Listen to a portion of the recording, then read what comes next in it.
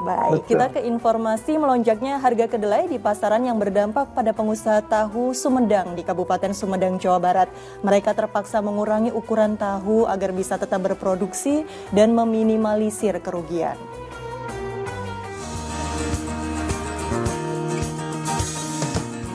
Siapa tak kenal dengan tahu Sumedang? Makanan yang renyah dan gurih ini merupakan kudapan favorit masyarakat. Melonjaknya harga kedelai membuat makanan khas Kabupaten Sumedang ini terkena imbasnya. Saat ini harga kedelai mencapai Rp9.800 hingga Rp10.000 per kilogram. Sebelumnya harga kedelai hanya berkisar Rp7.800 per kilogram.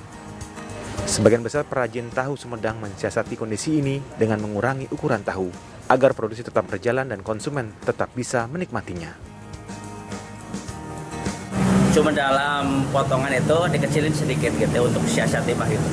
Karena bahan bakunya terlalu tinggi gitu. Tapi tidak ada harga tidak naik ya Pak? Oh, harga tetap gitu bahan bakunya karena cuma di situ di potongan aja sih.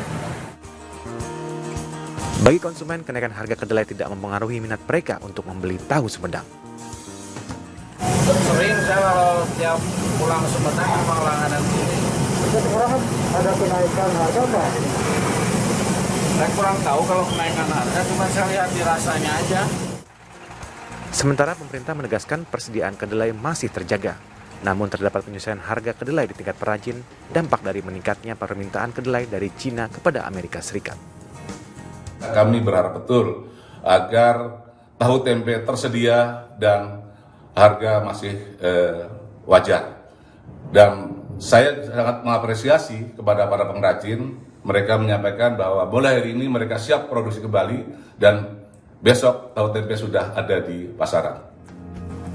Para perajin tahu dan tempe berharap pemerintah turun tangan dalam menstabilkan harga serta menjaga ketersediaan kedelai di pasaran. Tim Liputan melaporkan.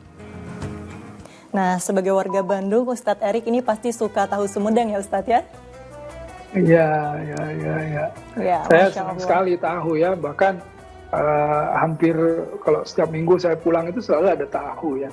Nah begini, saya jadi teringat ya bahwa di zaman ada di dalam kajian sejarah ya, dan Khalifah Umar bin Khattab radhiyallahu anhu, beliau ini mengawasi pasar dengan menjaga supply dan demand. Jadi artinya beliau tidak bisa menentukan harga, karena Rasulullah SAW itu menegaskan bahwa harga-harga itu Allah yang menentukan. Jadi artinya memang terjadinya karena ada supply dan demand. Jadi artinya bagaimana menjaga harga agar tidak naik ya, agar kemudian tidak juga turun dan terus stabil.